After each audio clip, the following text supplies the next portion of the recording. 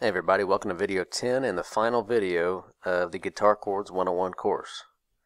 And in this video, I'm going to share a few tips of some of the few things that I've learned over the years of playing and studying guitar, and hopefully these little tidbits will come in handy for you too. Some of this is actually going to be review of some of the things I've already covered in this course, but with a little extra light shed on it, and then some other things will be stuff I haven't covered yet at all. But will be helpful to you as a guitarist. So let's just start with some of the stuff I've covered already, and I just want to remind you of a couple things here. First of all, let's just make sure that we remember that the difference between major and minor chords. Let's examine the difference between the two. And the difference is determined by the third. A major third will produce a major chord sound, and a minor third will produce a minor chord sound. So the third is kind of what determines if it makes it major or minor. And then of course, if we have a dominant chord, the minor seventh is what makes it dominant, and you get a dominant chord when you add a minor seventh to a major third. So we can sum all that up pretty easily by looking at this graph here.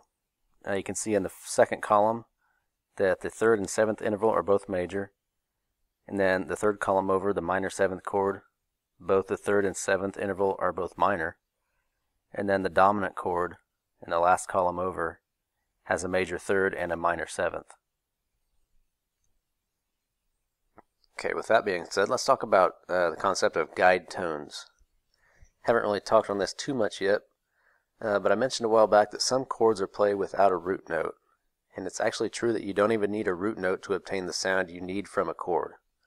You can just play the third and the seventh of the chord and you're good to go.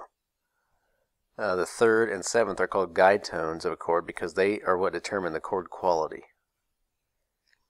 And when accompanying other musicians such as a bass player and a soloist, like a horn player, it's going to be beneficial to only play guide tones on the third and fourth strings of the guitar, and that way you're not stepping on anyone's toes. You're not getting in the way of the bass player, and you're not get in the way of the horn player or the soloist or the pianist or whoever it happens to be. And the bottom line is you don't really need root notes in this case. And I have articles on my blog about guide tones and two-note chords, or shell chords as they're often called. So check back out on my website for information on that. So moving on here, let's take a look at the fretboard. And I want to point out a couple things here for you. I'm actually going to use this fancy graphics pad here that I invested in so I can draw on the slide and point out some things for you.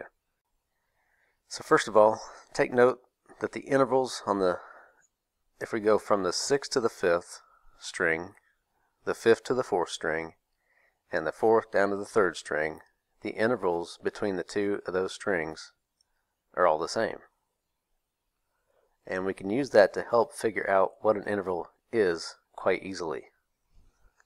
So for example, on the 6th string here, when we go down to the 5th string, this is what a major third is. A major third is always in this spot, and then a minor third is always going to be here, one fret behind it. And then the perfect fourth is here, right underneath the root note. And then of course we have the perfect fifth, and it's always here, 2 frets over and 1 string down. And this is the same deal when we go from the strings 5 to 4 and 4 to 3. And that's always going to be true whenever we're referencing those strings.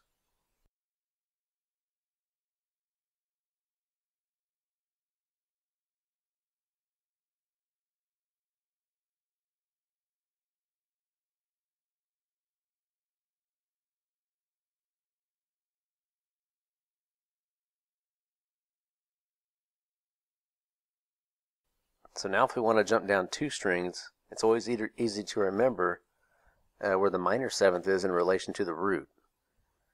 It's going to be on the same fret but 2 strings down.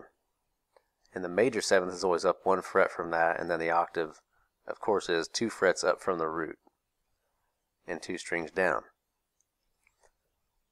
But these intervals are only true of roots on the 5th and 6th string, because if we go down to the 4th string, and then we're going to get, if it goes 2 strings down from that, we're getting into the 2nd string of the guitar, and the intervals change at that point.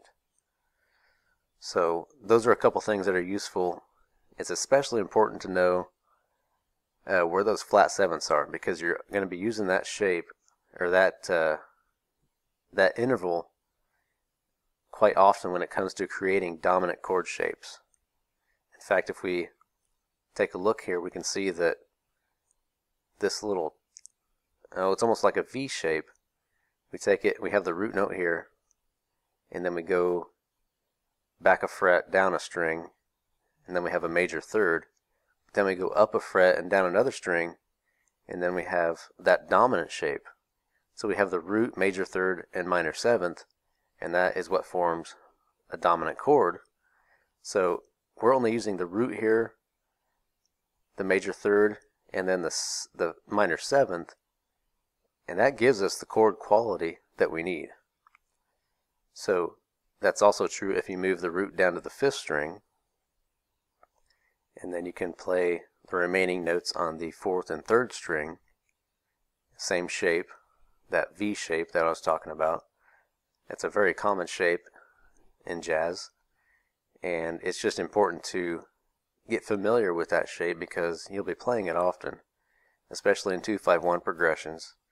You'll go from the minor second, the minor seventh to the dominant chord, and then down to the major seventh chord in the 2-5-1, or even in a minor 2-5-1. You'll start off with half diminished, and then you'll move into a dominant fifth chord, and then the minor seventh for the one chord of a minor 2-5-1 progression. So it comes in very handy to know that dominant chord shape.